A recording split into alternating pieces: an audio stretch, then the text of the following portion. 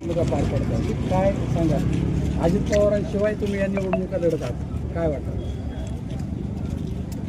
Doctor Babasaheb आंबेडकरांनी लिहून दिलेल्या राज्यघटनेच्या संविधानाप्रमाणे आज हा मतदानाचा म्हणजे हा लोकोत्सव असतो. पण आज दुर्दैवानं राज्याचे उपमुख्यमंत्री अजितदादा पवार यांचं आकस्मिक निधन झाल्यानंतर आम्हा सर्व कार्यकर्त्यांच्या समोर एका बाजूला अतिशय जड अंतकरणानं दादांची कायमची गैरहजेरी या सगळ्या निवडणुकीच्या प्रक्रियेमध्ये आपल्याला पाहायला मिळते. परंतु एका बाजूला दुःख आहे आणि दुसऱ्या बाजूला आपल्याला कर्तव्य बजावायचं आहे. आणि म्हणून मी सर्व जनतेला आवाहन करतो की लोकशाहीनं आपल्याला मताचा अधिकार दिलेला आहे.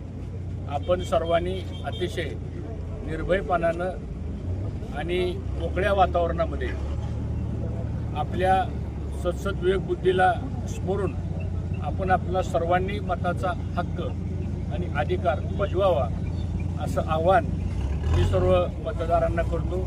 मतदानाची टक्केवारी ही मोठ्या प्रमाणात झाली पाहिजे, कारण एवढी मोठी यंत्रणा निवडणूक आयोगामार्फत केली जाते आणि सर्वांना आव्हान आहे की आपण जास्तीत जास्त येऊन आपलं मतदान करावं.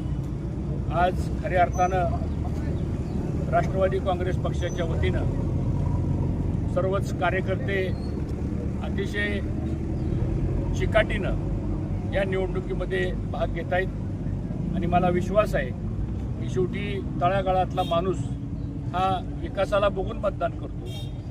येणाऱ्या भविष्य काळातल्या आपल्या अडीअडचणी कोण सोडवू शकतं या सगळ्या गोष्टीचा साधक बाधक विचार करून मला असं वाटतं मतदार मतदान करतील.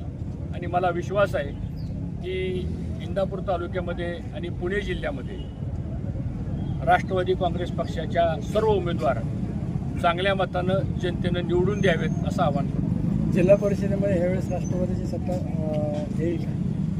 आता हे लोकांच्या हातात आहे आणि जर वातावरण सगळ्या जिल्ह्यातलं जर बघितलं तर निश्चितच 9 तारखेला ज्यावेळेस निकाल लागेल त्यावेळेस जिल्ह्यामध्ये राष्ट्रवादी काँग्रेस पक्षाची सत्ता यायला मला तरी काही अडचण